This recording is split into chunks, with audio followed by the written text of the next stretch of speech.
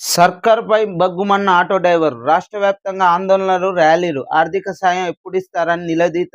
960 కోట్లు బకాయి పడ్డారని వెల్లడి. సీఎం ఇల్లు ముట్టడిస్తామని హెచ్చరిక.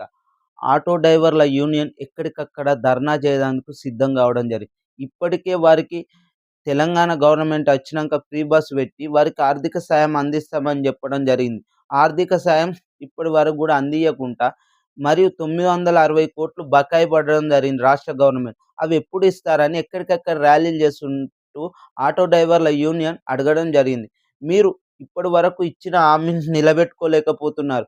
మరి ఇంకెప్పుడు ఇస్తారు?